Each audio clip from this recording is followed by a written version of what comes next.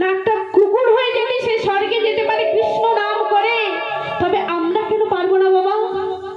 আমরা কি কৃষ্ণ নাম একটু করতে পারি না? আমরা কি গলায় তুলসী মালা ধারণ করতে পারি না? আমরা কি দুটো বাহু তুলতে পারি না? ভগবান তো আমাদেরকে সবকিছুই দিয়েছে বাবা, তবু আমরা কি করছি না সঞ্চয় করে রাখছি। কাদের জন্য? কাদের জন্য আপনি খাবেন? কাদের জন্য আপনি করছেন এতদিন? বাবা, এই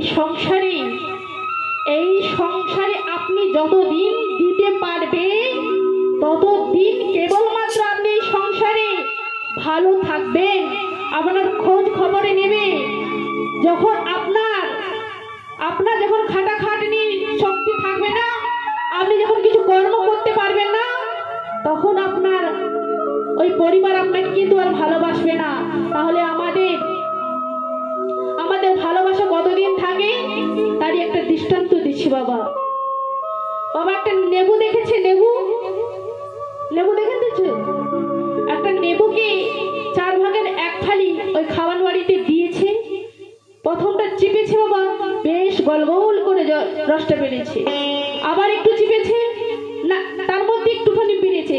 এবার যখন না বেরোচ্ছে তখন কি করছে না বড় আঙুল ঢুকিয়ে রসটাকে ভালো করে একবারে চিপে চিপে চিপে চিপে বের করিয়ে পাতের সাইডে ফেলে দিয়েছে। যে না পাতের সাইডে ফেলে দিয়েছেন, অমনি ভালো করে খেয়েছেন।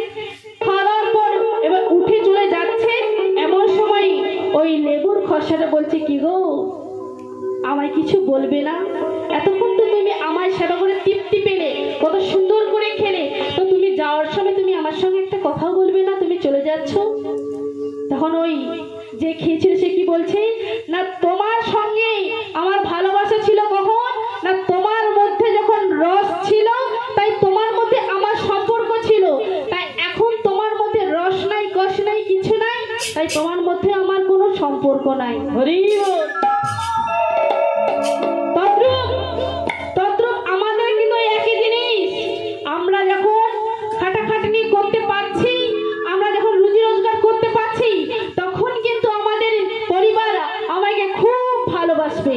আর যখন আপনি কিছু কর্ম করতে পারবেন না, যখন আপনি কিছু রুজি রোজগার করতে পারবেন না, আপনাকে কিন্তু ওই লেবুর ছালের মতন ফেলে দেওয়ার বস্তু হয়ে যাবে।